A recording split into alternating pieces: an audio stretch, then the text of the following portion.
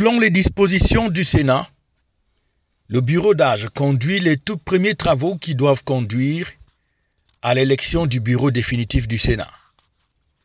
Et pour le cas de cette troisième mandature qui a débuté le 11 avril 2023, l'honneur revient au patriarche René Zenguélé, chef traditionnel, âgé de près de 80 ans et ancien haut commis de l'État. Il est originaire de la région de l'Est et est assisté dans cette fonction du bureau d'âge par les deux plus jeunes sénateurs, à savoir Jeanne-Caroline Afané de la région du Sud et Michel Kotoko de la région de l'Est. Et qui est René Zenguélé?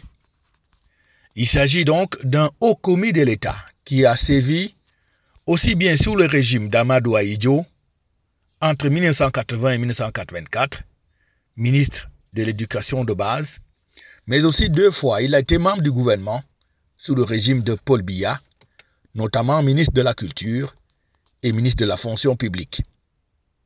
Sur le plan politique, c'est donc également un haut dignitaire du Rassemblement démocratique du peuple camerounais, dont il est membre du comité central. C'est quelqu'un qui connaît bien la maison, puisqu'il est sénateur pour la 3e fois consécutive, ayant été nommé par le chef de l'État, Paul Biya.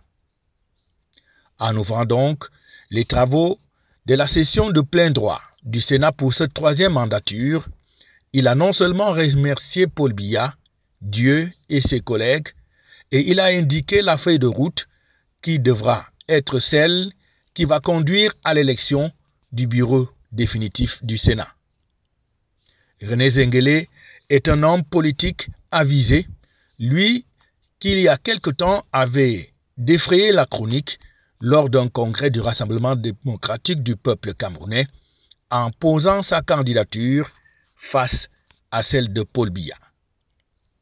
C'est donc à lui que revient la lourde responsabilité de conduire les travaux de cette session de plein droit qui va durer une dizaine de jours et qui va permettre de remettre les attributs aux tout nouveaux sénateurs de cette 3e législature qui commence.